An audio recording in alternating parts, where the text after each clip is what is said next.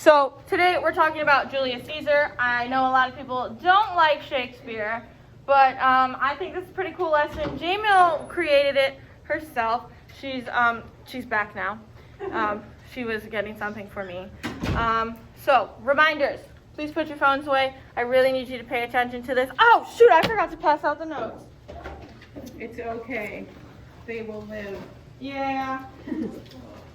My favorite thing is I definitely just got that reaction on camera. I want to tell you guys though, before she starts, the purpose of looking at this, it's sort of like a simulation for you of like looking at text that maybe A is difficult and B not very exciting to you, if that makes sense, and figuring out how to like barrel through it anyway.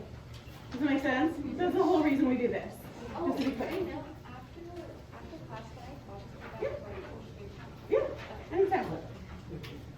I'm going to talk a little bit about the courses tomorrow. Okay, you want to talk tomorrow? You can talk to me. That's okay. I'll talk to you anytime you want. Okay.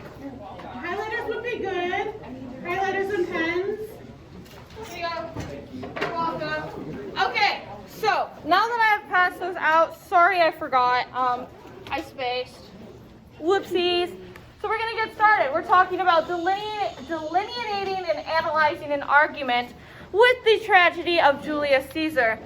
Just as a brief reminder, this is your note taker. You will be taking notes as I'm teaching. There will be times where I stop and ask questions. If no one volunteers, I bring my cup. So yeah, let's get started. Let's talk about the tragedy of Julius Caesar. Before we begin, let me ask you this question. In Shakespearean terms, for what would you die? And in modern day terms, what or who would you die for? Feel free to jot that down really quick, but I'd also like to hear what or who you would die for. I would die for you. For me? Also, let's take out headphones. It's kind of not nice when you have both of them in and I'm up here teaching you. Not the nice.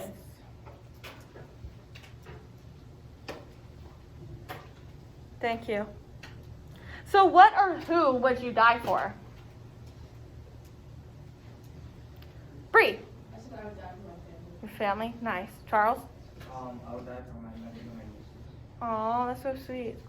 Like both of your answers were. Alessa, I saw your hand. My sister. Your sister. I would die for my wiener dog. You guys know how much I love him. And my pug. Love him even more. So let's do a little background of the play. Jamil wrote this. It's very good. At roughly the beginning of the play, Julius Caesar is crowned king. He pretends he does not want the crown in order to seem less ambitious and more appealing to the people of Rome. Others see through this and begin to worry he may become a dictator. So a group of conspirators create a plan to off Caesar. One of those worrywarts is Caesar's friend and confidant, Marcus Brutus, who ironically ends up being the man who stabbed Caesar in the back. Literally, he takes a knife and he stabs him. To prove he was right to kill Caesar, Brutus makes a speech to Rome telling them that he loved Caesar but loved Rome more. So therefore, it was totally fine that he killed Caesar. Meanwhile, Mark Antony, loyal to Caesar, is also on a plight to win over Rome and take power. As soon as Brutus makes his speech after Caesar is stabbed to death by 30 men, Brutus included, he paces out to the hills so he does not get attacked by plebeians or the common people of Rome. Meanwhile, Mark Antony also makes a speech to the people of Rome, mostly winning them over after all the public is easily swayed. And both Brutus and Antony want to be the rulers of Rome. A war happens. It's pretty tragic, hence the title, The Tragedy of Julius Caesar.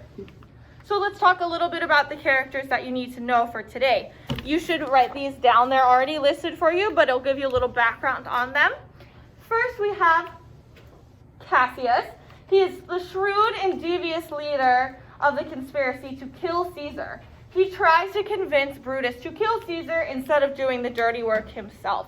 So it is his idea to kill Caesar, but he doesn't want to be the one who acts on it. He wants someone else to do it for him. It's like if I was plotting something and I was like, hey, Carter, I need you to do this for me, but it's not my idea, okay? So that's basically what he's saying. He's like, Carter has to do my work for me. He has to go get my wiener dog from my house. But see, it was like way worse because they killed him. Next, we have Brutus. He is the most complex character in the play. He is a tragic hero, a man of honor, and Caesar's dear friend. He convinces himself that killing Caesar is for the greater good of Rome, thanks to Cassius's persuasion. So he's the one, like we just talked about, he's the one who actually stabbed Caesar. And then we have our last character that we are talking about. We have Mark Antony. He is an ally of Caesar. He is strong in all the ways that Brutus proves to be weak. He wants Caesar to be the king. He is smart, but he is not perceptive enough to pick up on the conspiracy, so he doesn't see it coming, right? His speech at Caesar's funeral changes the trajectory of the entire play. So here's Caesar just like happy and being chilling and happiness. And then he's dead on the floor, being stabbed by all his friends. So that's not very nice. So who stabbed Caesar in the back? Brutus. Good job. So I am going to do a little, Caesar gets killed. See, there's Brutus right there, stabbing him in the back with a knife. Yeah, his face, he's in pain. So, we're going to do a little theater now. I will be playing the role of Brutus, and you guys will be playing the role of all. So anything that is not Brutus is you guys. So, I have my little script. Okay, are you ready? Okay. Be patient till the last. Romans, countrymen, and lovers, hear me for my cause, and be silent that you may hear. Believe me for mine honor, and have respect to mine honor. That you may believe, censure me in your wisdom, and awake your senses, that you may be the better judge. If there's any in this assembly, any dear friend of Caesar's, to him I say that Brutus's love to Caesar was no less than his. If then that friend demanded why Brutus rose against Caesar, this is my answer. Not that I loved Caesar less, but that I loved Rome more. Had you rather Caesar were living and die all slaves, and that Caesar were dead to live all free men? As Caesar loved me, I weep for him, as he was fortunate. I rejoice at it, as he was valiant, I honor him. But he was also ambitious. I slew him. There is tears for his love, joy for his fortune, honor for his valor, and death for his ambition. Who is here so base that would be a bondman? If any speak for him, have I offended? Who is here so rude that I would be a Roman? If any speak for him, have I offended? Who is here so vile that will not love his country? If any speak for him, have I offended? I pause to reply. This is you guys.